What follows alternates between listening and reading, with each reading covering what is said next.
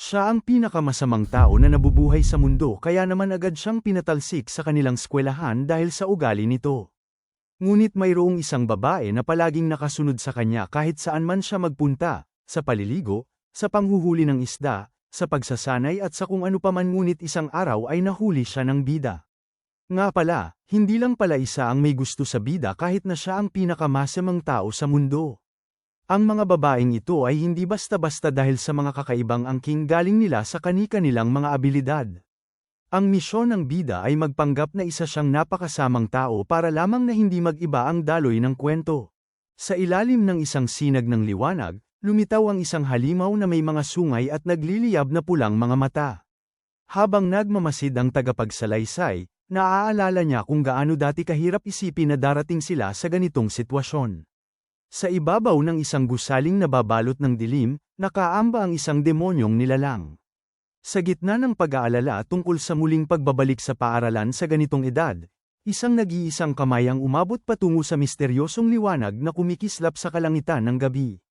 Isang dambuhalang dragon ang nagpakawala ng mapanirang sinag na sumire sa tanawin ng lungsod. Sa sandaling yun, tumalon paitaas ang bida at naghanda ng isang malakas na pag-atake gamit ang isang kumikinang na espada. Isang figure ang sumugod patungo sa napakalaking halimaw, nakataas ang sandata, at ang kanyang anyo ay masasalamin sa nakakatakot na mata ng nilalang. Isang mandirigmang nakasuot ng pulang baluti ang nagsagawa ng mabangis na pag-atake mula sa himpapawid, pinapalo ang espada laban sa halimaw. Malapit nang sumiklab ang isang digmaan laban sa nakakatakot na mga nilalang. Isang dambuhalang halimaw ang bumagsak matapos tamaan ng matinding hiwa ng enerhiya. Habang sumusulong, itinaas ng isang mandirigma ang kumikinang na espada sa ibabaw ng kanyang ulo, handang magpakawala ng isang makapangyarihang pag-atake. Sa ilalim ng madilim na kalangitan ng gabi, isang napakalaking aninong halimaw na may kumikislap na pulang mata ang naglalabas ng matinding banta. Tumalon si Ed at pinakawala ng isang malakas na hiwa ng espada laban sa napakalaking aninong kalaban. Bigla niyang ibinaling ang ulo sa isang hindi inaasahang pangyayari. Nang tumingin siya paitaas, nakahinga siya ng maluwag nang makita ang kanyang mga kaalyado na matagumpay na nakatayo sa ibabaw ng mga natalong halimaw habang papalubog ang araw. May kumpiyansang ngiti sa labi, handa siyang harapin ang anumang hamon na darating. Pinagbuklod ng lumalalim na pagkakaibigan, magkakasamang nakatayo ang grupo sa gitna ng mga guho habang lumulubog ang araw. Bumuhos ang malakas na ulan sa lungsod habang ang isang napakalaking kastilyo ay nagtatayog sa ibabaw nito. Mula sa isang basag na bintana, sumabog ang nagliliyab na mga piraso ng debris na nagdulot ng kaguluhan sa loob ng silid. Sa loob ng bulwagan, naglalagablab ang isang lumang bandila habang ito ay nasusunog. Isang determinadong figure ang humarap sa isang kalaban at sinisi ang panganib na idinulot nito sa tatlong batang babae na naipit sa likod ng pader ng apoy. Bagaman duguan, matatag na hinarang ng bida ang daraanan gamit ang isang pader ng apoy. Tumanggi siyang magbigay daan at hinugot ang isang marangyang espada mula sa kaluban bilang paghahanda sa labanan. Sumulong siya sa gitna ng naglalagablab na apoy, nakahandang umatake ang espada. Sa kanyang paglusob, inindayog niya ang dekaradong sandata ng may matinding determinasyon. Isang dagwang binata ang sumugod sa gitna ng apoy at inatake ang isang sundalo na nagtaas ng kanyang sandata upang ipagtanggol ang sarili. Sa kabila ng pagkakakilanlan bilang isang ikatlong antas na kontrabida, nagpakawala ang dagwang binata ng isang makapangyarihang salamangka ng apoy. Isang napakalaking pagsabog ang lumamon sa paligid ng magpakawala ng mapanirang pag-atake ang isang aninong figura. Iwinasiwas ng binata ang nagliliyab na sandata at naglabas ng isang mabangis na alon ng apoy. Sa sandaling yun, napatigil ang isang tauhan sa matinding pagkabigla, nanatiling nakadilat at walang masabi dahil sa biglaang pagkatanto. Sa gitna ng naglalagablab na apoy, isang figure ang lumuhad at hinawakan ng isang maringgol na espada habang may isa pang nakatayo malapit sa kanya. Bagaman sugatan, nanatiling matatag si Ed habang hinihila ang kanyang pana at naghahanda na magpakawala ng isang nagliliyab na palaso. Habang nagmumuni-muni, naalala ng bida na dati ay itinakda lamang siyang maging isang walang kahalagahang tauhan sa likod ng kwento. Isang matinding labanan ang sumiklab nang sumugod ang bida na may hawak na kumikinang na espada at nakipagsagupaan sa isang dagwang kalaban sa loob ng magulong silid na nilalamon ng apoy. Isang kamay ang mahigpit na humawak sa isang sibat at inurong ito bilang paghahanda sa mabilis na pag-atake. Sa gitna ng naglalagablab na apoy, dalawang takot na dalagita ang nagsiksikan habang isang nakakatakot na figure ang nagbabantang sumalakay sa kanila gamit ang sibat. Bigla na lamang lumitaw ang isang armadong mananalakay at tinambangan ang dalawang gulat na babae. Isang palaso ang sumulpot habang ipinahihiwatig ng salaysay na ang mga tauhang mababang uri ay may kani-kanyang natatanging asal. Isang sugatang figure ang humugat ng palaso mula sa kanyang balikat habang umaagos ang dugo sa kanyang braso. Sa gitna ng brutal na labanan sa malapitan, isang tauhan ang marahas na itinarak ang espada sa kalaban. Tumutulo ang dugo mula sa bibig ng isang tauhang nakangisi pa rin kahit sugatan, habang desperadong nagbabanggaan ang dalawang lalaki at ang isa ay nasaksak ng dagwang espada. Isang dramatikong pahayag ang nagpatibay sa presensya ng isang ikatlong antas na kontrabida. Sa takot, isang nag-iisang figure ang lumuhad habang nakaharap sa isang napakalaking demonyong nilalang na nakakadena at naglalabas ng pulang enerhiya sa itaas. Samantala, dalawang kabataang babae ang naglakad palayo ng walang pakialam habang ang isang pagsabog ng salamangkang yelo ay nagpakawala ng mga tipak ng yelo sa likuran nila. Isang dalagang mandirigma ang nag-ipon ng malakas na kidlat na salamangka bilang paghahanda sa pagpapakawala ng kapangyarihan. Sa ibabaw ng naglalagablab na larangan ng digmaan, isang dambuhalang dragon ang nagpakawala ng mapanirang salamangka. Duguan ngunit hindi sumusuko. Tumayo si Ed at naghanda sa mga susunod na mangyayari. Isang napakalaking kidlat ang bumagsak sa madilim na kastilyo habang umaalingaw-ngaw ang utos na manatiling buhay. Muli, nagpakawala ang dambuhalang dragon ng mapanirang salamangka sa ibabaw ng nagliliyab na larangan ng digmaan. Kahit bagbog, nanatiling matatag si Ed habang nagliliyab ang kanyang mga mata sa determinasyon. Matapos ang mabangis na labanan, isang napakalaking kidlat ang muling bumagsak sa madilim na kastilyo. Biglang sumabog ang isang chandelier sa maliwanag na pumuno sa maringal na silid. Ipinakilala ang isang kilalang anak ng isang maharlikang pamilya na kilala sa pagdudulot ng gulo. Isang binata ang nakaupo mag-isa sa sahig, tahimik na nalulunod sa sariling pag-iisip. Habang binabasa ang isang formal na liham na naglalaman ng mabibigat na paratang, nababalot siya ng kaba sa posibilidad na alisin siya sa talaan ng pamilya. Sa katahimikan, nakaupo siyang nakatitig sa dokumento habang pinipigil ang galit at pagkadismaya. Sa labas ng isang engranding gusali, nakaupo ang binata habang itinapon sa tabi niya ang kanyang mga bagahe. Tahimik na nagmamasid ang mga tao habang si Ed Rose Sailor ay nagiging sentro ng atensyon malapit sa gusali. Sa pasilyo ng paaralan, nagbubulungan ang dalawang estudyante tungkol sa isang kahihiyang kaklase na itinakwil at pinalayas matapos mahuling nandaya sa pagsusulit sa pagpasok. Sa galit at pagkadismaya, nakaupo mag-isa ang binata sa isang bangko habang kinikimkim ang sama ng loob sa hindi patas na pagtrato sa kanya. Tinatanggihan niya ang mapagmataas na reputasyon na ipinataw sa kanya ng iba. Sa matinding takot at pagkalito, halos masiraan ng loob ang bida habang hawak ang kanyang ulo sa desperasyon. May isang taong mariing tumatangging may kinalaman sa nangyari. Sa isang iglap, isang tao ang biglang napunta sa loob ng isang laro.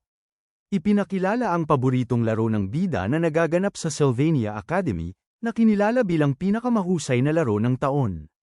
Ipinaliwanag ng salaysay kung ano ang karaniwang nangyayari kapag ang isang tao ay napasok sa mundo ng isang laro mula sa webtoons.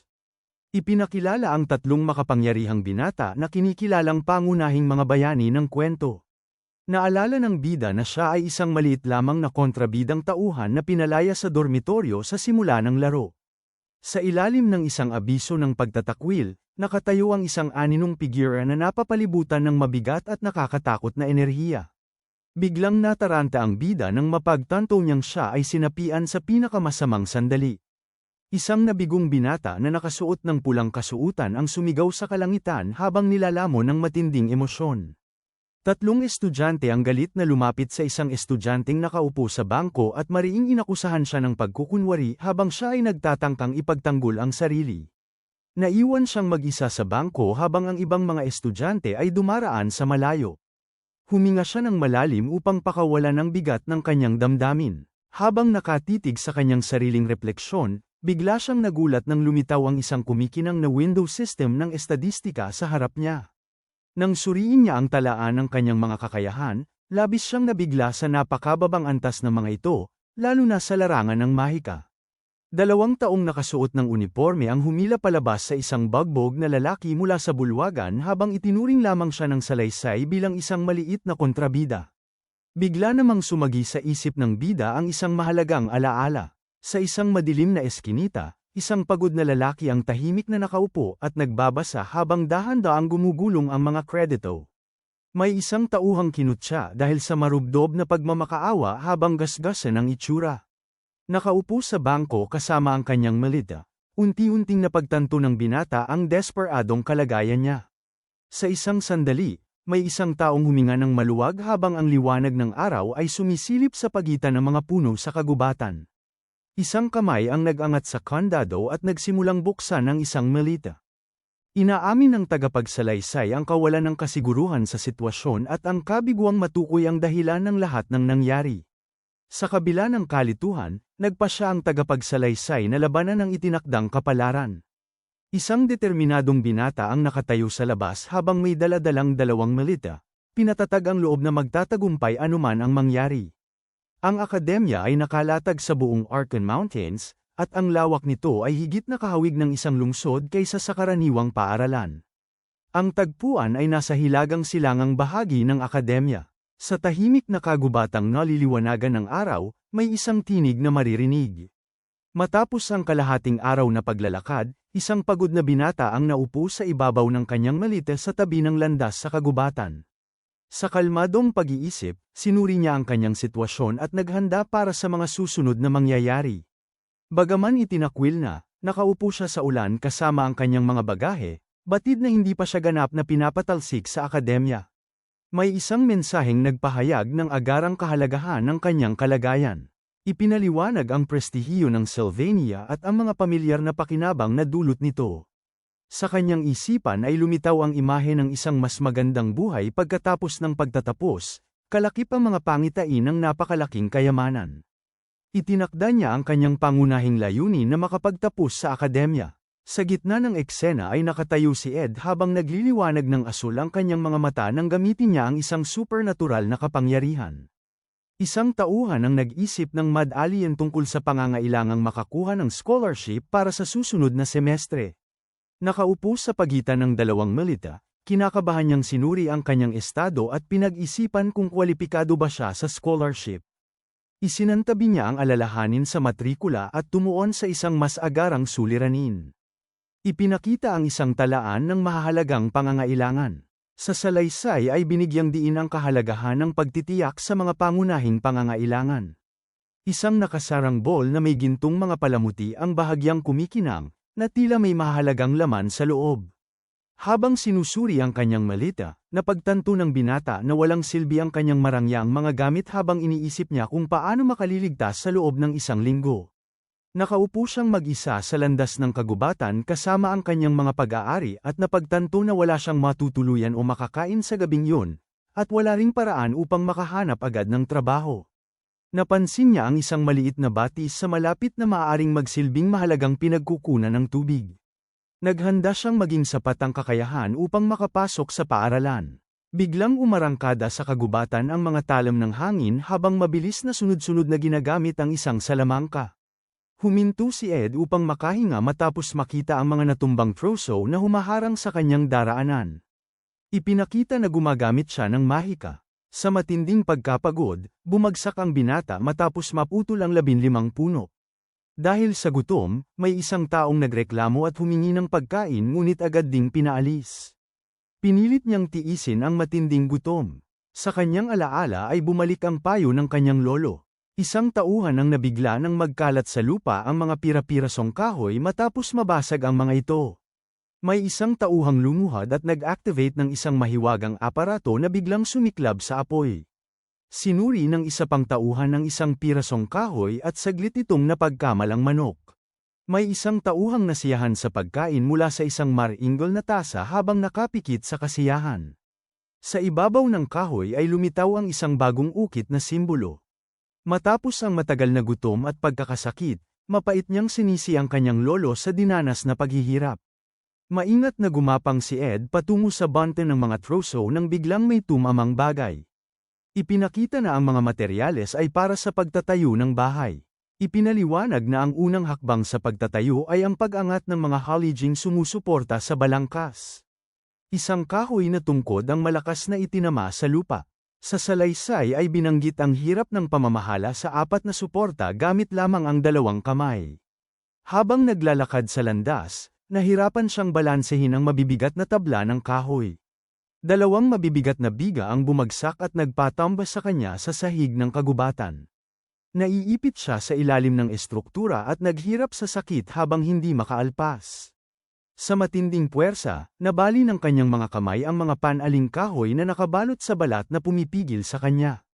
Sa kabila ng pagkapagod, natapos niyang buuin ang balangkas ng silungan ngunit alam niyang marami pang kailangang gawin. Dahil sa kakulangan ng kagamitan, ginamit niya ang ekstrang damit bilang higaan sa ilalim ng silungan. Tahimik na bamalatang gabi habang ang kabilugan ng buwan ay nagbibigay liwanag sa payapang tanawin. Kinabukasan, isang sigaw ang biglang bumasag sa katahimikan habang sumisilip ang sikat ng araw sa pagitan ng mga puno. Nakaupo siya sa lupa at tinitingnan ng matibay na silungang itinayo niya sa kagubatan. May isang tauhang nagmuni-muni sa matagumpay na pagkumpleto ng isang mahirap na gawain. Biglang may isang tauhang nagulat sa nakita. Ang isang simpleng kahoy na silungan ay tuluyang natapos at nagbigay ng pansamantalang pahingahan. Lumabas ang isang panel ng kakayahan na nagpapakita ng antas ng kanyang crafting at iba pang life skills.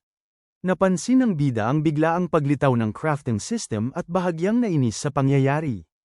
Nang mapansin niyang nasa ikaapat na antas ang kanyang kasanayan sa paggawa ng bagay, nagulat siya. Biglang umungol ng malakas ang kanyang tiyan dahil sa gutom. Sa loob niya ay umusbong ang matinding determinasyon na makakuha ng isang mahalagang kasanayan. Isang simpleng harpon ang natapos at handa na para sa pangingisda o pangangaso. Dahil sa matinding pagkadismaya, iginiit ng binata ang pangangailangan ng tunay na pagkain. Sa kabila ng pagkapagod, ipinagpatuloy ng bida ang pagsasanay sa paggamit ng sibat dahil sa desperasyon. Matinding pagnanais para sa karne ang umusbong sa kanya. Sa batis ay lumutang ang dalawang patay na isda na tila hudyat ng kontaminadong tubig. Sa gulat at takot, isang binata ang nagpakawala ng salamangkang apoy mula sa kanyang mga kamay. Dalawang isda ang inilagay sa apoy at nagsimulang maluto sa ibabaw ng apoy. Nang kumagat siya sa pagkain, bigla siyang napaurong sa pagkabigla sa hindi inaasahang lasa.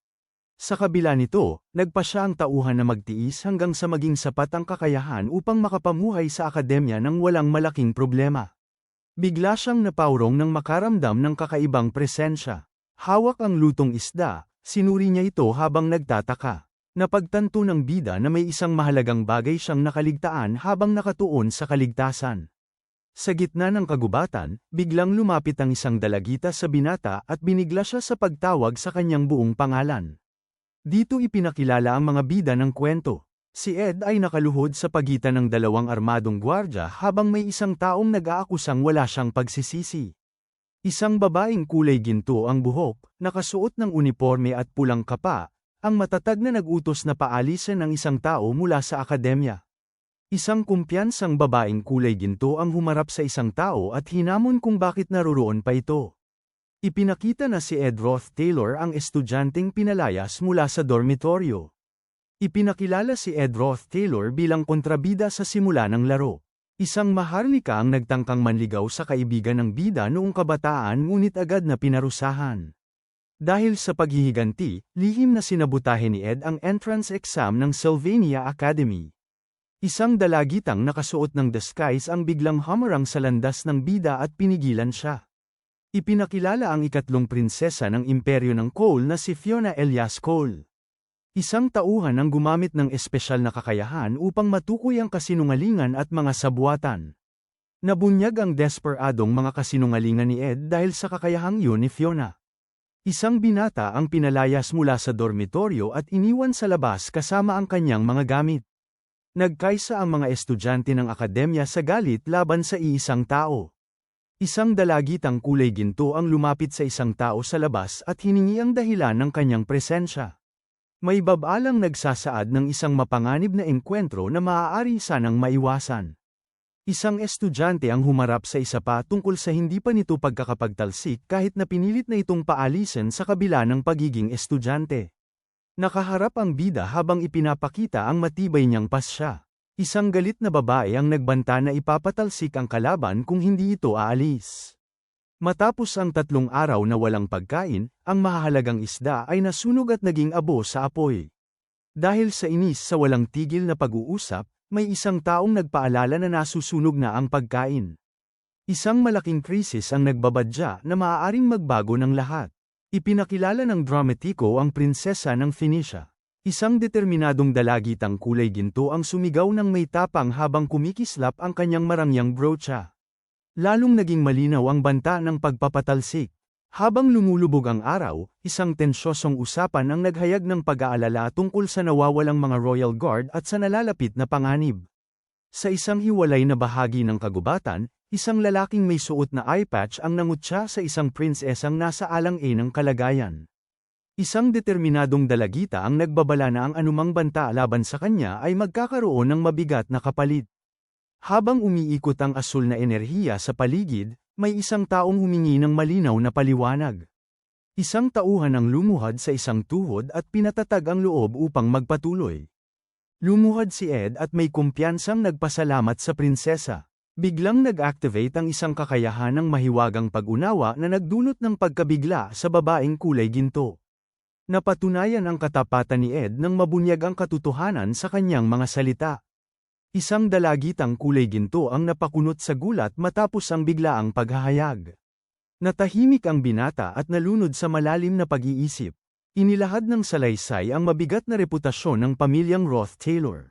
Ginamit ng pamilya ang kanilang pangalan upang magsagawa ng nakamamatay na eksperimento sa mga tao na nagtakda sa kanilang kapahamakan. Isang madilim na pangitain ang nagpakita ng hinaharap kung saan maaaring makulong o mapatay ang buong pamilya. Dahil hindi na makain ang mga nasunog na isda, pinili ng tauhan na tiisin ang gutom kaysa ipagsapalaran ang kalusugan. Unti-unting nabuo ang isang mabigat at tensyosong kapaligiran habang nananatili ang isang nakababahalang mensahe. Binigyang diin ang isang mahalagang sandali ng pagpapasya. Sa huli ay ginawa ang isang matibay na desisyon. Sinuri niya ang kanyang sarili habang naglalabas ng tahimik na kumpiyansa habang nakatingin sa hinaharap. Pinagplanuhan ng bida na kumbinsihin si Phaenia ng tapat at walang kasinungalingan. Habang nakatayo siyang mag-isa sa ilalim ng matinding liwanag ng isang spotlight, malinaw sa kanyang isipan na ang kabiguan ay katumbas ng katapusan. Naguguluhan ng bida kung bakit biglang nagpakita ang prinsesa bago pa magsimula ang klase. May isang taong dumating ng mag-isa at nakasuot lamang ng simpleng damit, na nagpapahiwatig na balak nitong kumuha ng placement test. Isang misteryosong anino ang nag-anunsyo ng pagsusulit kung saan kailangang maghanap ng mga mahiwagang butil sa kagubatan. Binalaan ang mga kalahok na kilala ang pagsusulit ni Professor Glass sa pagiging napakahigpit. May isang babaeng kulay ginto ang buhok na tumutol sa isang papuri tungkol sa handgerang mapabilang sa pinakamataas na klase at kinwestiyon ang katapatan nito. Isang galit na babae ang nagbanta na may mapapatalsik kung walang magbibigay ng kooperasyon. Bago pa man matapos ang kanyang iniisip, naputol ito nang magsalita si Ed Roth-Taylor. Kaagad na nagbago ang ekspresyon ni Phaenia mula sa kalmado patungo sa labis na pagkagulat. Lumapit si Ed Roth-Taylor sa kanya na may kalmadong kumpiyansa. Ipinaliwanag niya na kung magsisinungaling siya kahit kaunti lamang, hindi kailanman makakapasok si Phaenia sa Class A. Hindi pa rin nawawala ang gulat sa mukha ng prinsesa. Sinabi rin niya na kung gugustuhin ni Phaenia ay maaari naman siyang ipatalsik. Pagkatapos nito ay naglakad siya sa ibabaw ng isang maliit na lawa at nagpatuloy sa kanyang direksyon. Ayon sa mga tagubaylang ibinigay ni Ed Roth-Taylor, sa timog silangang bahagi ng kagubatan ay may isang maliit na isla kung saan tumutubo ang isang napakalaking puno sa gitna. Pinuntahan iyon ni Phaenia. Ang paligid ay maliwanag at tila napapalamutian ng liwanag. Ang punong yun ay kilala bilang guardian tree ni Merilda. Sa ilalim ng puno ay may kumikislap na bagay. Natagpuan niya ang isang mana seed na iniwan ni Ed Roth-Taylor. Kinuha niya ito at sinuri ng mabuti, ngunit may bahagyang pagdududa sa kanyang mukha habang inaalala ang mga tagubili na ibinigay sa kanya. Naalala niya kung paano 3 araw na ang nakalipas ay ibang-iba ang kilos ni Ed Roth Taylor. Noon ay tila isa siyang duwag at walang kakayahan. Ang takot na ipinakita niya nang mahuli siya ng prinsesa ay hindi madaling makalimutan. Ngunit sa kasalukuyan ay naiisip ni Fenya ang imahe ni Ed Roth Taylor na lumuluhod at nagpapasalamat sa kanya sa ilalim ng lilam ng puno. Habang hawak niya ang mana seed ay patuloy siyang naguguluhan sa mga nangyayari. Pagkaraan nito ay natapos na ang placement exam ng akademya. Ang Sylvania Academy ay isang napakalawak at maringal na lugar na kahawig ng isang napakagarbong kastilyo na akma sa mga maharlika. Sa loob ng isang silid-aralan ay nakatayo si Professor Glass sa harap ng mga estudyante at tinipon ng mga mana seed na kanilang nakuha sa pagsusulit. Ang kanyang mukha ay mahigpit at nakakatakot habang pinagmamasdan ang mga mag-aaral.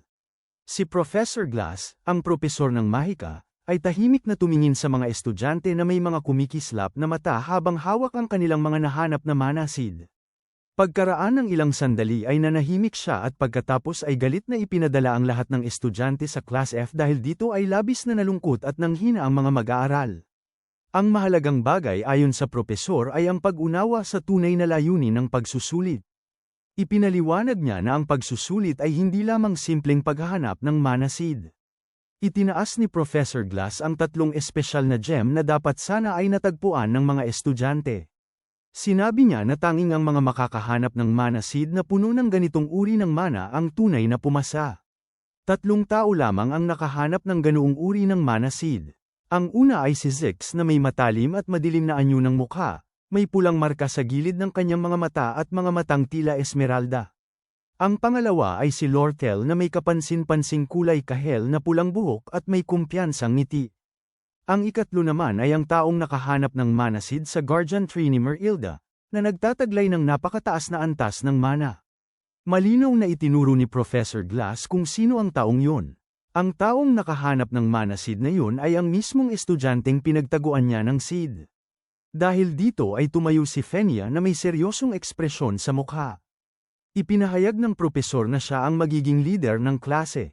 Samantala, sa kabilang panig ay may isang taong labis na nalulungkot dahil ang kanyang nag-iisang pagkain na isang isda ay nasunog habang niluluto. Dahil sa pagod ay halos wala na siyang lakas upang gamitin pa ang sibat para manghuli ng pagkain. Gumawa siya ng isang bagong kasangkapan na isang simpleng pamingwit na gawa lamang sa sanga na pinutol gamit ang kutsilyo. Gumamit siya ng tela bilang tali at isang maliit na pako bilang kapalit ng kawit. Mahina ang tibay nito at mahirap matukoy kung may kumakagat na isda. Kung bibigyan ng marka ay isang bituin lamang ito mula sa 5 bituin. Sa kabila nito ay nakahuli pa rin siya ng isang nanginginig na isda gamit ang simpleng kawit. Habang ginagawa niya ito ay patuloy niyang iniisip ang ikatlong prinsesa ng Elias Cole Empire na si Princess Fenya. Mula pagkabata ay kilala na si Fenya sa kakayahan niyang makita ang kasinungalingan at panlilinlang. Mayroon siyang matalim at matatag na mga mata na kayang batasin ang anumang panlilinlang. Ang titig na yun ay bunga ng kanyang likas na kakayahan na tinatawag na clairvoyance. Kapag ginagamit niya ang kakayahang ito ay nagiging gininto ang kulay ang kanyang mga mata at malinaw niyang nakikita kung may nagsisinungaling. Walang sino man ang makakatakas sa kanyang paningin. Dahil dito ay napipilitan ang mga tao na magsabi lamang ng totoo kapag kaharap siya. Habang iniisip niya ito ay inihagis niya ang kanyang pamingwit sa tubig. Ngunit may isang malaking problema. Ang prinsesang si Fenya ay kilala rin sa hinaharap bilang Princess of Love, na may gininto ang buhok at nakasuot ng purong puting damit na parang isang anghel. Sa orihinal na takbo ng kwento, pagkatapos niyang mabaigo sa placement exam ay mapupunta siya sa Class F at doon magsisimula ang lahat ng pangyayari. Ngunit kung pakikinggan ni Fenya ang payo ni Ed Roth Taylor tungkol sa mana seed at matagpuan ang nakatagong seed, maaaring mapunta siya sa Class A kapag nangyari yun ay masisira ang orihinal na daloy ng kwento. Ang imahe ng Princess of Love ay maaaring magbago. Kahit na maiwasan ni Ed Roth Taylor ang pagpapatalsik sa kanya sa akademya, magiging walang silbi ang lahat ng impormasyong alam niya tungkol sa hinaharap. Habang hawak ang pamingwit ay patuloy siyang nag-iisip. Sa kabilang banda ay ipinahayag ni Professor Glass ang pangalan ng nangungunang estudyante sa pagsusulit. Ang top student ay si Lucy Merrill. Dahil dito ay biglang nagdilim ang mukha ni Fenya sa hindi paniniwala. Ang nanguna sa pagsusulit ay isang taong walang pakialam sa paligid at natutulog lamang ng mahimbing. Sa kabila ng lahat ay tila hindi pa rin magbabago ang hinaharap. Galit na umalis si Fenia habang iniisip na ang kanyang clairvoyance ay palaging nagpapakita ng katotohanan. Ang mana seed na hawak niya ay tunay na mana seed at hindi nagsinungaling si Edroth Taylor. Ngunit habang hawak niya ito ay nagsimulang manginig ang mana seed. Napagtanto niya na ang seed na yun ay hindi isang simpleng regalo. Mula sa simula ay itinago niya ang kanyang tunay na pagkakakilanlan bilang prinsesa dahil ayaw niyang magkaroon ng espesyal na pabor. Nais niyang patunayan ang kanyang sariling kakayahan. Alam niyang ang mana seed na yun ay magbibigay ng pinakamataas na resulta sa pagsusulit. Naalala niya ang imahe ng kumikislap na seed sa ilalim ng puno. Gayunpaman ay hindi niya ito kinuha dahil hindi niya ito natuklasan sa sariling pagsisikap. Iniwan niya ang mana seed sa ilalim ng puno at umalis na may kakaunting kasiyahan. Ang titulong Princess of Love na matatanggap niya sa hinaharap ay hindi isang kasanayan o estadistika. Habang pinupuri ng lahat si Lucy, tahimik na lumabas si Fenia sa silid-aralan na may mabigat na damdamin. Ang titulong yun na dapat sana ay susundin ang orihinal na daloy ng kwento ay tila kanyang itinapon. Naalala niya ang sinabi ni Edroth Taylor na hindi siya makakapasok sa Class A kung magsisinungaling siya kahit kaunti lamang. Hindi mahalaga kung ito man ay kasinungalingan o katotohanan. Habang naglalakad ay bigla siyang huminto at nag-isip ng malalim. Kung nagsinungaling si Edroth Taylor at nagtagumpay siya sa pagsusulit, maaaring bigla niya itong suntukin sa mukha. Ngunit hindi siya nagsinungaling. Habang patuloy siyang nag-iisip ay kumagit ang isda sa pamingwit, dahilan upang magkaroon ng maliliit na alon sa tubig. Dahil sa galit ay nagngangalit ang mukha ni Fenia at mahigpit niyang ikinuyom ang kanyang mga ngipin habang iniisip na patuloy niyang pagmamasdan si Edroth Taylor. Samantala, si Edroth Taylor ay masayang hinayla ang pamingwit nang mahuli niya ang isang malaking isda. Isa na ang nahuli niya. Papasibol na ang liwanag ng umaga at kailangan niyang humanap ng matitirhan. Mabilis siyang tumakbo papunta sa akademya mula madaling araw hanggang sa makarating siya sa tamang oras. Hinihingal siya sa pagtakbo at basang-basa ng pawis ang kanyang katawan. Sa wakas ay nakarating siya sa Sylvania Academy at muling nasalayan ang napakagandang tanawin ng campus na parang isang kahangahangang kastilyo. Ipinahayag sa lahat na magsisimula na ang opening ceremony ng akademya. Sinabihan ang mga estudyante na kumain muna ng pagkain habang nakikinig sa mga anunsyo. Sa paligid ay maririnig ang mga bulungan at pagbati ng mga tao. May mga estudyanteng nagbubulungan tungkol kay Edroth Taylor. Nagtataka sila kung bakit siya nagpakita pa sa opening ceremony at kung balak pa ba niyang ipagpatuloy ang pag-aaral sa akademya. Sa kabila ng mga bulungan ay kalmado siyang naghiwa ng isang piraso ng karne at kinain ito. Para sa kanya, ito ang gantimpala ng isang nagwagi kaya dapat lamang na kanyang tikman at pag-enjoyin. Sa kanyang paligid ay maraming pinggan na puno ng karne na kanyang kinain. Ito ang bagong simula ni Edroth Taylor. Ang kanyang pangunahing layunin ay ang makapagtapos sa akademya. Habang patuloy ang mga bulungan ng ibang estudyante tungkol sa kanya, tahimik lamang siyang nagpatuloy sa pagkain at paghahanda para sa susunod na kabanata ng kanyang buhay sa Sylvania Academy. May isang nakatatandang estudyante sa ikalawang taon na nagsabi na talagang mahirap ang entrance test. Habang pinagmamasdan si Edroth Taylor ng malapitan, napansin nilang tila iba ang kanyang itsura kumpara sa dati. Kumakain siya ng maayos at magalang. Sa kanyang isipan ay iisa lamang ang layunin niya, ang makapagtapos sa akademya. Ang ilang babaeng estudyante na kanina lamang ay nagbubulungan tungkol sa kanya ay tuluyang umalis. Napag-usapan nilang may pagkain sa isang mesa na ginawa ni Chef Office na nagsisilbing palate cleanser, kaya nagpasya silang pumunta roon upang kumain at magkwentuhan habang may pahinga pa. Dalawa sa kanila na sina Clara at Anes ay sumang-ayon sa plano. Habang nangyayari yun ay may isang malambot na tinig ng isang hindi kilalang babae ang narinig sa paligid. Sa isang sandali ay tila may kakaibang pakiramdam si Edroth Taylor, na para bang nais niyang lumingon ng isang babaeng may kulay rosas na buhok upang tumingin sa kanya. Nang magkataong lumingon nga ito, napansin nitong tila ibang-iba na ang hitsura ni Edroth Taylor kumpara sa dati. Ngunit matapos ang sandaling yun ay wala ring nangyaring espesyal. Ang kalangitan ay malinaw at ang hangin ay malamig at presko. Ang Sylvania Academy ay isang malaking paaralan na may kahanga-hangang gusali, pinagsasama ang karangyan at modernong disenyo. Ngayong araw ang opisyal na pagbubukas ng bagong termino sa Sylvania. Sa loob ng isang napakalaking auditorium ay nagtipon ang mga estudyante. Umalingaw-ngaw ang malalakas na tinig habang ipinapahayag ang pagbati sa mga bagong mag-aaral at ang pag-asang makita ang mga bagong talento at ang magiging kontribusyon ng mga ito sa akademya. Samantala, sa isang silid na may karatulang, Head of Department, naganap ang isang mahalagang pangyayari. Sa unang araw pa lamang ng termino ay lumabas si Ed Roth Taylor mula sa silid na yun na tila nanigas ang buong katawan, parang naging bato dahil sa tensyon. Para bang may madilim na aura na nakapalibot sa kanya. Sa kanyang isipan ay sigurado siyang ipinatalsik na siya sa akademya. Sa loob ng silid ay naroon ang isang lalaking nasa katanghaliang edad na may maayos na nakasuklay na buhok at may maliwanag at palakaibigang ngiti sa mukha. Hindi akalain ni Ed Roth Taylor na makikipag-usap si Princess Fenia mismo sa pinuno ng departamento tungkol sa kanya. Dahil sa ngiti ng matandang lalaki ay naisip ni Ed Roth Taylor na marahil ay may magandang sinabi ang prinsesa tungkol sa kanya. Sa huli ay napabuntong hininga si Ed Roth Taylor dahil sa kanyang swerte. Naiwasan niya ang pagpapatalsik, gayunpaman ay nagkaroon siya ng matibay na pasya sa kanyang isipan na maging maingat upang hindi lumihis ng sobra sa orihinal na daloy ng kwento. Biglang lumitaw sa kanyang harapan ang isang system panel na may simbolo ng isang mamamana. Nakasaad doon ang kanyang kakayahan sa pakikipaglaban. Isa siyang baguhang mandirigma na may espesyal na kakayahan sa paggamit ng sandata, partikular sa pana, na may antas na proficiency level 1. Nakakuha rin siya ng survival skill upang manatiling buhay sa mga mapanganib na sitwasyon. Sa isang bahagi ng kagubatan ay may isang puting kuneho na nalilito habang palingo-linga sa paligid. Kasabay nito ay may isang arrow na biglang lumipad mula sa hindi malamang direksyon at tumama sa leeg ng kuneho.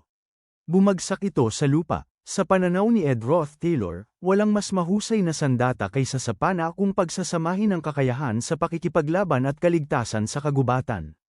Kapag lalo pa niyang napahusay ang kanyang survival skills at natutong gumawa ng mas mataas na kalidad na mga pana, magiging mas epektibo pa ito. Lumapit siya sa patay na kuneho at hinugot ang arrow na nakabaon pa sa katawan nito habang hawak ang isang matalim na kutsilyo. Sa kanyang isipan ay iniisip niyang balang araw ay maaari niyang lagyan ng enchantment ang kanyang mga arrow gamit ang espiritu at mga spell. Ngunit alam niyang hindi madaling bagay ang pakikipag-ugnayan sa mga espiritu at paggamit ng mahika. Bigla siyang nagulat sa isang bagay na napansin niya sa di kalayuan. Sa kabilang bahagi ng ilog ay may isang batang babae na may kulay rosas na buhok na nakaupo sa ilalim ng isang napakatandang puno. Lubos itong nakatuon sa pagbabasa ng kanyang grimoire na tila hindi naalis ang kanyang tingin sa pahina ng aklat. Ang kanyang buhok ay marahang gumagalaw sa malamig na simoy ng hangin. Ang babaeng yun ay si Janica Failover, isang estudyanteng kilala bilang isa sa mga nangungunang prodigy sa klase ng Spirit Mage. Maya-maya ay napansin niyang may tinitingnan si Janica sa ibang direksyon. Bahagyang namula ang kanyang pisngi habang nakatingin kay Ed Roth Taylor. Hindi nagtagal ay tumalon siya mula sa puno, mabilis na tumawid sa ilog, at agad na lumapit kay Ed Roth Taylor na may maliwanag at masayang ekspresyon sa mukha. Ang biglaang pagdating ni Janica ay labis na ikinagulat ni Ed Roth Taylor at nagdulot pa ng kaunting hiya sa kanya. Hindi niya alam kung kailan pa lumapit ang babae sa kanyang kinaroroonan. Sa kanyang mga mata na malinaw at puno ng kuryosidad ay ipinaliwanag ni Janica kung paano niya nalaman ang tungkol sa kanya. Sinabi niyang ang kagubatang yun ay teritoryo ng isang mataas na espiritu na tinatawag na Merilda.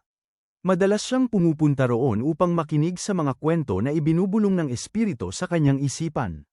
Namangha si Ed Roth Taylor nang marinig ito. Ipinaliwanag ni Janica na medyo mausisa lamang ang espiritong si Merilda at alam nito ang halos lahat ng nangyayari sa kagubatan. Dahil dito ay imposibleng hindi nito mapansin ang isang hindi inaasahang bisita. Habang nakatingin si Ed Roth Taylor sa kunhong hawak niya ay naisip niya ang salitang, hindi inaanyayahang bisita. Bahagyang nagdilim ang kanyang mukha sa pag-aalala. Naisip niyang baka napasobra ang kanyang panghuhuli ng mga squirrel at pagputol ng mga puno sa kagubatan. Napansin ni Janica ang kanyang pag-aalala at agad siyang lumapit upang aliwin ito. Ipinaliwanag niya na hindi problema sa kagubatan ang ganoong bagay dahil iyon ang likas na batas ng kalikasan, ang kumain o makain. Hindi raw ito isyo para sa espiritong si Merilda. Bahagyang namula ang pisngi ni Edroth Taylor habang iniiwas ang kanyang tingin kay Janica. Sa sandaling yun ay napansin ni Janica ang isang kakaibang reaksyon sa kanya at napangiti siya. Ipinakita niya ang isang bagay sa kanyang kamay kung saan lumabas ang isang maputlang asul na liwanag mula sa kanyang palad. Ipinakita niya na kakakilala lamang niya sa maliit na espiritong yun noong nakaraang araw at agad siyang gumawa ng kontrata rito. Tahimik na tinitigan ni Edroth Taylor ang bagay na nasa kanyang kamay habang iniisip ang tungkol sa kontrata sa isang espiritu. Nang mapansin ni Janica ang kanyang reaksyon ay inalok niya itong subukang hawakan ang espiritu. Nag-atubili si Edroth Taylor at halos hindi gumalaw ang kanyang mga labi. Sa huli ay inamin niya na hindi niya kayang makita ang mga espiritu at wala siyang kakayahang madama ang kanilang presensya. Nagulat si Janica nang marinig ito. Samantala ay tahimik na tumalikod si Edroth Taylor at sinabi na naghahanap lamang siya ng pagkain sa lugar na iyon at kailangan na niyang umalis. Sa kanyang isipan ay naisip niya na kailangan niyang manatili sa orihinal na daloy ng kwento upang makakuha ng kapaki-pakinabang na impormasyon tungkol sa hinaharap. Alam niyang si Janica Failover ay isang napakahalagang karakter sa orihinal na kwento. Dahil dito ay pinili niyang umiwas sa kanya. Habang pinagmamasdan ni Janica ang papalayong anyo ni Edroth Taylor ay unti-unting nagbago ang kanyang ekspresyon. Ang kislap sa kanyang mga mata kanina ay napalitan ng mas madilim na tingin. Habang inaalala niya ang sinabi ni Edroth Taylor tungkol sa kahit isang malaking mabangis na lobo ay maaaring magkaroon ng mabuting puso, hinaplos niya ang isang nilalang sa kanyang tabi. Ang nilalang na iyon ay isang kahangahangang kumikislap na lobo na napapalibutan ng asul na liwanag. Habang hinahaplos niya ang lobo ay iniisip niya na marahil ay totoo nga na hindi nakikita ni Edroth Taylor ang mga espiritu. Sa kanyang isipan ay patuloy niyang iniisip kung sino talaga ang lalaking iyon. Maya-maya ay sumampa siya sa likod ng lobo at humiga sa malambot nitong balahibo. Sa bahagyang reklamo ay sinabi niya na sinubukan niyang lumapit kay Edroth Taylor ngunit tila palagi lamang siyang sinasagot nito ng malamig at walang emosyon. Gayunpaman ay naisip niyang magkikita rin sila muli balang araw.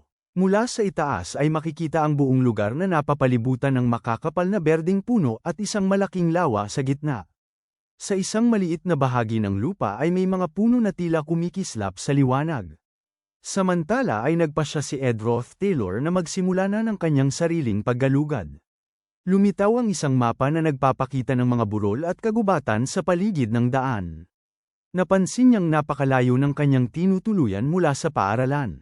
Dahil dito ay pawis na pawis at hinihingal siya matapos tumakbo mula madaling araw upang makarating sa klase sa tamang oras. Napagtanto niya na kahit ang simpleng pagpunta mula sa kanyang tirahan patungo sa paaralan ay nakakapagpataas na ng kanyang stats. Nagpatuloy siya sa seryosong pag-aaral. Alam niyang kailangan niyang magsumikap ng higit pa kung nais niyang makuha ang scholarship. Gumagamit siya ng nasusunog na patpat at flint upang gumawa ng mga tala at madalas siyang manghiram ng mga libro sa silid-aklatan upang mas lalo pang magbasa. Habang nakaupo siya sa tabi ng ilog at naglalaban ng kanyang mga damit ay nagsimula siyang mag-alala kung matutuyo ba ang mga ito bago dumating ang susunod na araw. Sa tuwing uuwi siya ay hinuhugasan niya ang mga damit na nabasa ng pawis upang magamit muli kinabukasan. Maaaring isipin ng iba na ang paglalaba lamang ay nauubos na ang buong araw niya, ngunit hindi iyon totoo. Maingat niyang binibilang at pinaplano ang bawat gawain. Habang sinusuri ang kanyang pagkain ay napansin niyang medyo may amoy isda ang jerky na kanyang dala.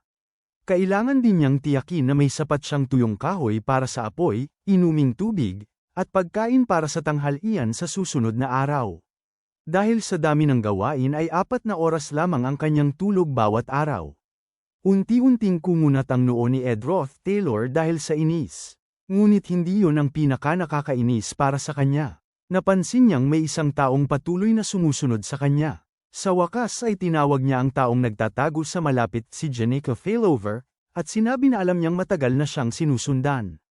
Nagulat at nagpanik si Janica nang mapagtanto niyang natuklasan siya. Lalo pang nainis si Edroth Taylor at ipinahayag na kakaibang paraan ng pagtatago ang ginagawa niya dahil halatang halata pa rin siya kahit nagtatago.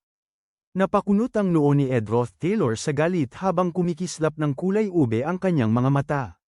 Sa kanyang kilos ay malinaw na ipinapakita niyang kilala niya ang sarili bilang isang kilalang masamang tao.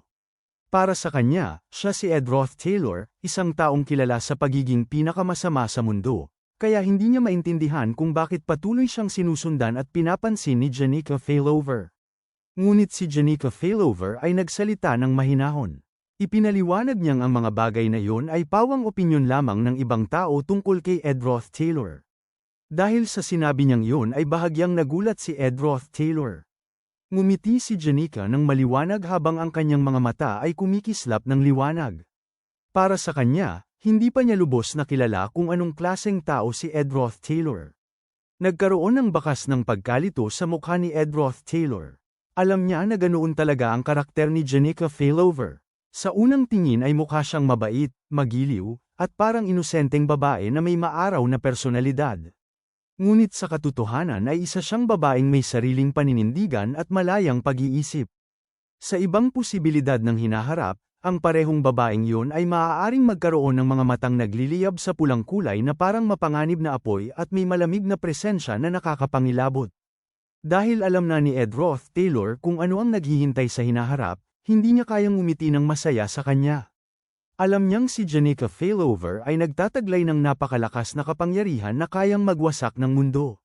Siya ang huling kalaban sa unang kabanata ng kwento. Mahigpit na ipinikit ni Edroth Taylor ang kanyang mga mata at kinagat ang kanyang mga ngipin habang tahimik na nagmumura sa loob ng kanyang isip. Paulit-ulit niyang pinapaalala sa sarili na siya ang kontrabida ng kwento. Gayunpaman, si Janica ang nag-iisang karakter na patuloy nang umiti sa kanya. Hindi niya nais na lumalim pa ang sitwasyon, ngunit dahil tila itinadhana na magkita sila, nagpa siya si Janica na humingi ng isang pabor. Masigla niyang tinanong si Edroth Taylor kung maaari siyang tumulong sa kanya sa isang bagay. Ang mukha ni Edroth Taylor ay bahagyang nagdilim habang kalmadong sumagot. Ipinaliwanag niya ang kanyang kalagayan. Iniwan na siya ng kanyang pamilya at wala siyang kahit isang barya sa kanyang bulsa. Ang mga salitang yun ay biglang nagpatigil kay Janica at tila hindi siya makapagsalita. Pagkatapos ay direkta niyang sinabi na nais niyang manghiram ng pera. Naging blanko ang ekspresyon ni Janica na parabang nawalan siya ng kakayahang makita ang hinaharap sa sandaling yun. Nilinaw ni Edroth Taylor na hindi niya balak na kunin yun ng tuluyan at babayaran niya rin kapag may pagkakataon. Para sa kanya, natural lamang na magtulungan ang magkakaibigan sa mga ganitong sitwasyon at panandalian lamang naman niya itong hihiramin. Tinatanong pa niya kung magkano ang pera na mayroon si Janica. Si Janica Failover ay isang estudyanteng tumatanggap ng pinakamataas na scholarship bawat taon. Ngunit kahit napakataas ng kanyang talento, hindi agad napapansin ng iba ang kanyang kakayahan. Masipag siyang nagbabasa ng mga aklat upang patuloy na matuto ng bagong kaalaman. Galing siya sa isang napakahirap na pamilyang magsasaka, kaya kung wala ang scholarship ay hindi siya makakapag-aral sa akademya. Dahil dito, ang kanyang pinakamalaking kahinaan ay ang pera. Nagkaroon ng mahabang katahimikan sa pagitan nilang dalawa. Sa sandaling yun ay tila gusto na lamang maglaho ni Janica sa mundo. Pagkatapos ng pangyayaring yun ay lumipas ang 3 araw. Ang panahon ay malinaw na may bughaw na langit, puting ulap, at gininto ang sikat ng araw. Sa loob ng 3 araw na yun ay patuloy na abala si Edroth Taylor sa panghuhuli ng mga kuneho sa kagubatan. Alam niyang hindi magandang ideya ang patuloy na makisangkot sa mga pangunahing karakter ng kwento. Mas mabuti para sa kanya na manatiling maingat at huwag lumayo sa orihinal na daloy ng kwento. Sa isang pagkakataon ay lumapit siya sa isang maliit na kubo na gawa sa mga sanga ng puno. Sumilip siya sa loob at agad siyang nagulat hanggang sa mahulog ang dala niyang bag mula sa kanyang likod. Pawis na pawis siya at labis na naguluhan sa kanyang nakita. Sa usapin ng kahalagahan sa kwento, ang taong nakita niya roon ay mas mahalaga pa kaysa kay Janica. Hindi lamang ang mga estudyante kundi maging ang mga propesor ay namamangha kapag pinag-uusapan ang taong yun. Ang taong yun ay si Lucy Merrill, isang bihirang henyo at itinuturing na pinakamalakas na estudyante sa Sylvania kahit kabilang sa tinatawag na mga failed sword. Nakahiga lamang si Lucy Merrill sa loob ng kubo at mahimbing na natutulog, tila walang pakialam sa mundo. Makalipas ang ilang sandali ay nagising siya at nagunat ng katawan. Hindi maintindihan ni Edroth Taylor kung paano siya napunta sa lambak na iyon. Dahil sa gulat ay umatras siya ng kaunti. Naupo si Lucy na tila pagod at walang gana. Ipinaliwanag niyang hindi siya makatulog dahil masyadong maingay ang paligid. Lubos na naguluhan si Edroth Taylor dahil pakiramdam niya ay wala naman siyang ginawa. Habang kalahating tulog pa si Lucy ay itinuro niya ang isang bagay sa likod ni Edroth Taylor. Doon ay may isang napakalaking lobo na halos kasinlaki ng isang bahay. Labis na nagulat si Edroth Taylor at bumilis ang tibok ng kanyang puso. Lumitaw ang ulo ng lobo na may asul na liwanag na nagmumula rito. Nang lumingon siya ay nakita niyang nakatayo ang higanteng lobo sa kanyang harapan. Ipinaabot ng nilalang ang isang mensahe na kailangan niyang iligtas si Janica anuman ang mangyari. Sa sandaling yun ay hawak ni Edroth Taylor ang isang tungkod sa isang kamay at isang lubid sa kabilang kamay habang naghahanda sa susunod na gagawin. 2 araw pa lamang sa distrito si Lucy Merrill at inaakala niyang walang nagbago sa takbo ng mga pangyayari. Ngunit hindi nagtagal ay napagtanto niyang mali ang kanyang iniisip. Biglang lumitaw ang quest board. Ang liwanag ay tumuon sa isang combat arena kung saan nagaganap ang joint combat practice. Palibot dito ang mga estudyanteng sumisigaw at nanunood. Isa itong literal na simulated duel. Isang malaking lalaki ang gumagamit ng lakas upang umatake sa kanyang kalaban. Upang maiwasan ang seryosong pinsala, karamihan sa mga estudyante sa Combat Academy ay gumagamit ng mga pekeng sandata. Isa-isang lumitaw ang iba't ibang karakter. Naroon si Princess Fenia na kilala sa kanyang kabaitan at ginintoang buhok. Naroon din si Lortel na nakapamaywang at may kumpiyansang tingin.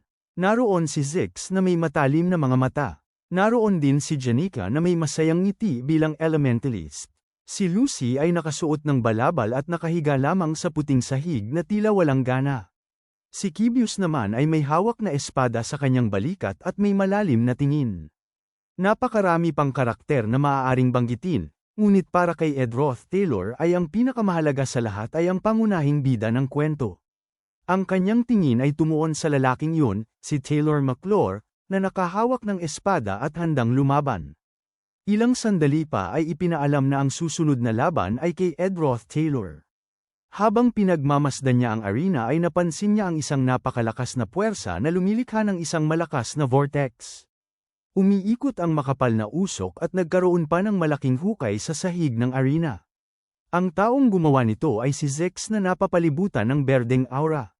Sa joint combat practice, karamihan sa mga nananalo ay mga first-year students, ngunit may isang kakaibang pangyayari na may kinalaman kay Edroth Taylor.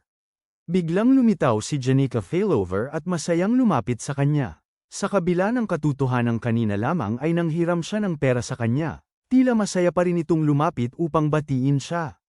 Bahagyang nagdilim ang ekspresyon ni Edroth Taylor habang pinagmamasdan si Janica. Masigla nitong sinabi na lumabas na ang listahan ng mga laban. Para sa kanya, kung si Lucy ay parang isang mailap na pusa, si Janica naman ay parang isang masiglang tuta. Iniwas ni Edroth Taylor ang kanyang tingin at ipinakita na wala siyang interes sa listahan. Ngunit si Janica ay natawa at nagtanong kung hindi ba siya nagtataka kung sino ang kanyang magiging kalaban. Biglang natigilan si Edroth Taylor sa pagkagulat. Ngayon lamang niya napagtanto na nakalista rin pala siya sa mga lalaban. Agad niyang tiningnan ang papel na may labis na pagkalito. Sa orihinal na daloy ng kwento ay dapat matagal na siyang na-expel sa akademya. Kaya hindi niya maintindihan kung sino ang kanyang makakalaban. Mahigpit niyang kinuyam ang isang kamao habang inilagay ang isa sa kanyang dibdib at ipinahayag sa sarili na ipapakita niya sa lahat ang kanyang kakayahan. Gayunpaman, alam niyang hindi mahalaga kung sino ang kanyang makakalaban ngayon. Ang mahalaga ay ang lalaking matagal na niyang sinusubaybayan, si Taylor McClure.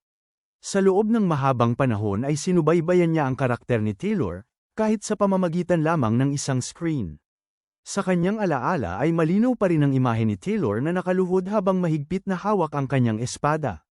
Paulit-ulit niyang dinaanan ang iba't ibang ruta ng kwento at mga pagtatapos nito.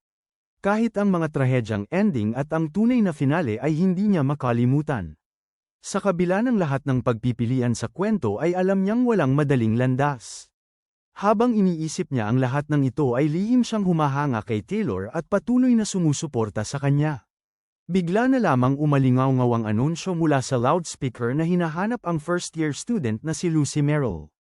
Labis na nagulat si Ed Roth Taylor at napawisan sa kaba.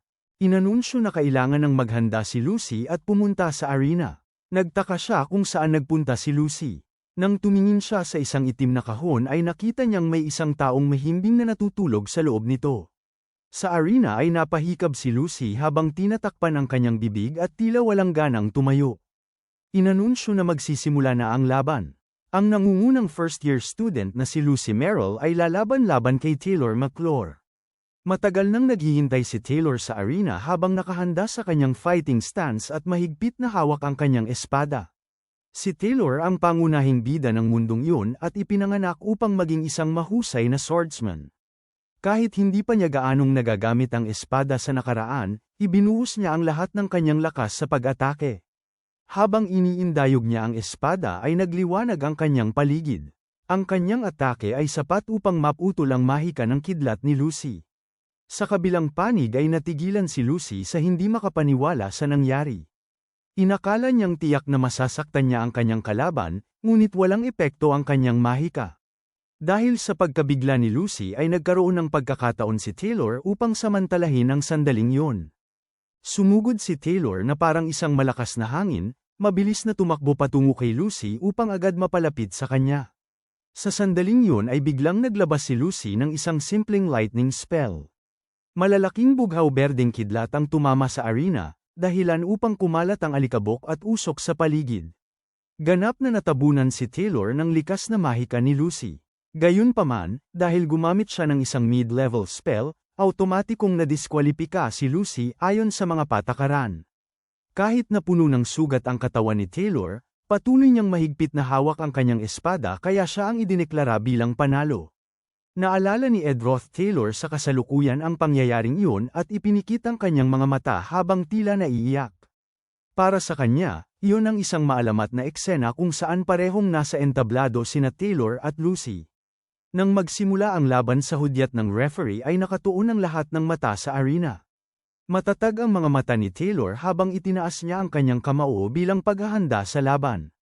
Samantala ay kalmadong bumuo si Lucy ng isang magic matrix at agad naglabas ng napakalakas na enerhiya.